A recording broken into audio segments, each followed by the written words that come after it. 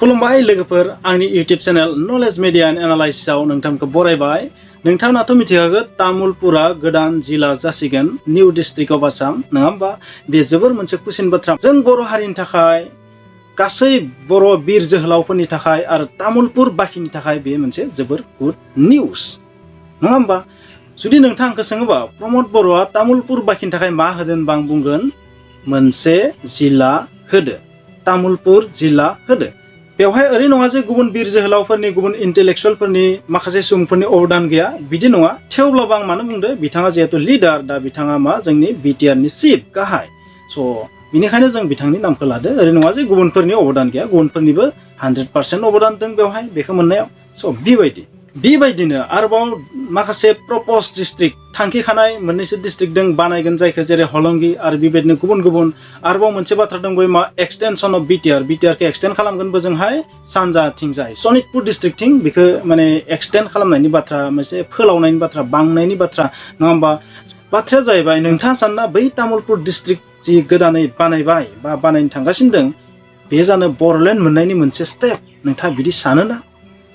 जानो हागौ बे बाथ्राया सैथो नङा, थेवब्लाबो जे मोनसे बिटिआर ओनसोलाव डिस्ट्रिक्ट बारायनाया थारैनो फिउचाराव बर'लेण्ड मोननायाव बा बर'लेण्ड बिनायाव माबा मोनसे नङा मोनसे बिथिंथिं हेल्प जागोन होननानै आं सानो। जाबायदि गामि दानख'नाय आरो गामि थिसननाया बर'नि मेजरिटिखौ, भटनि मेजरिटिखौ बारायनो थाखाय बेबायदि खालामनाय जादों। बे मोनसे इन्टारनेल माने प्रसेस नङा होमबा, मोनसे फिउचार एमखौ लानानै जे बर'नि भटखौ माबायदि इनक्रिज खालामनो हायो बेनि थांखिजों गामि दानख'नाय आरो थिसननाय बे पलिसिखौ लादों नङा होमबा। नाथाय माखासे सुबुंफोराथ' बिटिआरनिफ्राय ओंखारनोसो नागिराखै दा। स' बेबायदि गिबियावथ' ओंखारनो जादोंमोन नङा होमबा, दाथ' ओंखारनायनि नामखौनो लाया। स' बेबायदि थिग बेबायदिनो गोदान डिस्ट्रिक्ट बानायनायाबो माबा मोनसे नङा मोनसे बिथिंथिं बै बर'लेण्ड मोननो हेल्प जागोन होननानै आं सानो। नोंथाङा मा सानो? नोंथाङा कमेन्ट्सआव लिरबानो जाबाय। दानिया बाथ्राया जाहैबाय मा जोङो बेबायदि गोदान डिस्ट्रिक्ट मोननाया जोबोर रंजानो गोनां बिसय नामा, जोबोर खुसि खालामनो बिखय नामा? आंनि बादिबा खुसि खालामनो गोनां बिखय। गोबां साननो हागौ माने खुसि खालामनो बिसय नङा होननानै, नाथाय आंनि थाखाय बे खुसि खालामनो गोनां बिखय। मानो होनबा गोदान डिस्ट्रिक्ट बानायनायनि ओंथियानो जाबाय बबेबा मोनसे एरियाखौ डिभाइड खालामनाय आरो रुल खालामनाय।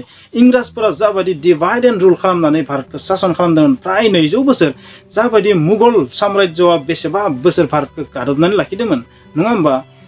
थिग बेबायदिनो गोदान डिस्ट्रिक्टनि मिनिङानो जाबाय डिभाइड एन्ड रुल, माने डिभाइड खालाम आरो सासन खालाम। नाथाय आसामनि गुबुन गुबुन एरियायाव डिस्ट्रिक्ट डिभाइड खालामनाया बेबायदि नङाबो जानो हागौ, नाथाय जोंनि बिटिआर बाखिनि थाखाय, बिटिआर ओनसोलनि थाखाय, बर'लेण्डनि थाखाय बेयो जोबोरैनो गोनां। मानो होनोबा बे गोदान डिस्ट्रिक्ट बानायनायाव जोङो माखासे एरियायाव बर'नि भटखौ जुदि टेकनिक बाहायनानै जों जुदि डिस्ट्रिक्टखौ सिमाखौ बोयो अब्लाना बर'नि भटआ इनक्रिज जागोन होनना सानो आरो बर'नि जि राजखान्थि बेयो स्ट्रं जागोन होननानै आं सानो। स' जोंनि बर'नि माखासे इन्टेलेक्चुवेल संगठननि लिडार, सरकाराव थानाय माखासे लिडार बिथांमोनखौ जों साधारन सुबुंफोरा बेखौनो रिकुवेस्ट खालामनांगोन बिथांमोना जेन बै डिस्ट्रिक्टनि सिमा बोनायाव बै सिमा ओनसोलाव थानाय बर' सुबुंफोरा जेन माइनरिटि जाया। माखासे एरियायावथ' उपाय गैथ्रा नङा होमबा, माखासे एरियायाव जुदि बर'आनो गैखायाबा जोबोर खमखाबा बेथ' आल्टिमेट माइनरिटि जाखागोन, हाथारिखौथ' उपाय गैया। नाथाय बिथांमोना बेखौ ट्राइ खालामनांगोन जेन बै बर' एरिया जेराव बर'बो दं गुबुन हारिबो दं जेन बर'फोरा माइनरिटि जाया, बेखौ ध्यान लाखिनाया जोबोरैनो गोनां होननानै आं सानो। मानो होनोबा माखासे फिसा फिसा बिटिआराव जाखिनि 40 ना मा कनस्टिटुवेन्सि दं दा बर्तमानाव, उनाव 60 जागोन निश्चय, फिउचाराव 60 जागोन। दा जे 40 दोङो बै 40 जेन मा जाया डिभाइड जानायनि जाहोनाव जेन सिमा ओनसोलाव बर'फोरा दुरबल जालाङा। माने बर'फोरनि भटआ जुदि जेबो भेलुआनो जुदि गैयि जायोबा अब्लानाथ' डिस्ट्रिक्ट लानानै मा जागोन, दुरबलसो जागोन नङा होमबा। राजखान्थि बिथिङै जों दुरबल जागोन।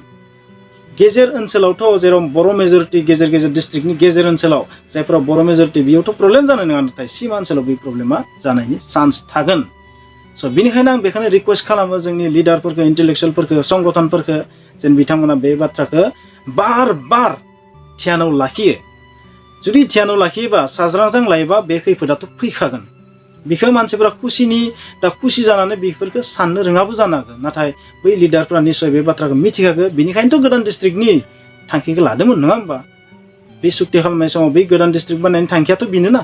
स' दा जुदि बै बाथ्राखौ जुदि बावगारलाङोबा बा मावफुंथारनायाव बे खामानिखौ कमप्लिट मावनायाव जुदि गोसो होआबा बुंनायावथ' बुंदोंमोन डिस्ट्रिक्ट गोदान बानायगोन नाथाय मावनाय समाव जुदि एसे गोरोन्थि जायोबानो जोङो राजखान्थि भाबै दुरबल जानाया सियरखा स' बे बाथ्राखौबो जोङो नोजोर होनांगोन नाय बे बिथिङाव जाय बिथांमोना डिस्ट्रिक्ट गोदान बानायनायाव सीमा ओनसोलाव थागोन जाय बर' सुबुंफोरा सीमा ओनसोलाव थागोन बै बिथांमोना किन्तु बांसिन ध्यान होनांगोन बे बाथ्राखौ बै सीमा ओनसोलाव थानाय माखासे संगठननि सुबुंफोरजों बिथांमोना कन्टेक्टआव लाखिनाया मोजां बा प्रेसार होनाया मोजां आरो बै संगठननि थ्रयै बा गामिफोरनि सुबुंफोरानो गामिफोराव जाय गागि सुबुं थायो बिसोर लोगो नांनानै भिसिडिसिखौनो बुं बिथांमोना किन्तु सरकारनो बे बाथ्राखौ फोरमायनांगोन जे ओरै खालामबा ओरै जानो हागौ ओरै खालामबा ओरै जानो इन्टारनेल बाथ्राखौ बिथांमोना जुदि शेयार खालामाबा किन्तु माइनरिटि बायदि जाना थालांनायनि मोनसे चान्स थागोन स' नोंथांमोना मा सानो मिथिया बे जाबाय आंनि मोनसे साइकोल'जि आंनि साननाया गोरोन्थिबो जानो हागौ जे आं बुंनाय बाथ्रायानो कारेक्ट जाजोबगोन बे नङा नोंथांमोना बेबायदि लानाङा 100% दाला मानो होनबा मोनसे सानखांनायखौ आं बुंदों मानो होनोबा जों जारिमिन फरायनानै बेबायदि गासै हादरनि जारिमिनाव बेबायदि मोनो नोंथांमोना गासै हादरनि जारिमिनखौ फरायना नायबा नुगोन सब डिभाइड एन्ड रुल डिभाइड खालामनानै माइनरिटि खालामो गासैबो हादरावनो बेबायदि खालामनानैनो गादबदोंमोन इंराजफोराथ' गासै बुहुमखौ बेबायदिनो गादबजोबदोंमोन स' बेबायदियाव नोंथाङा मा सानो स' बेबायदि आंनि साननाय नोंथांमोना मा सानो मिथिया नोंथांमोना जा सानो जाबायदि नोजोरजों गोदान डिस्ट्रिक्टखौ नायो नोंथांमोना कमेन्टआव लिरबानो जाबाय आरो जुदि माबाफोर जुदि गोरोन्थि जादोंबा नोंथांमोना कमेन्ट सेक्सनाव लिरनो दाबाव मानो होनबा नोंथाङा जुदि आंनिखौ फोसाबनानै होयोबा आङो मिनिटावनो आंनि गोरोन्थिखौ सुस्रांगोन आरो बेबायदि मोजांनिख्रुइ मोजांसिन भिडिअ नोंथांनि थाखाय आं लानानै फैगोन स' आसा खालामबाय नोंथांमोना बेबायदि आंनि गोरोन्थिखौ सुस्रांनानै होगोन आरोबाव बाय चान्स बै गोदान डिस्ट्रिक्टफोराव जुदि रिअर्गेनाइजथ' जानाय नङा जागोनखौ नुहुराखै आं मोनसे माने साननासो लादों आरो जुदि रिअर्गेनाइज खालामबा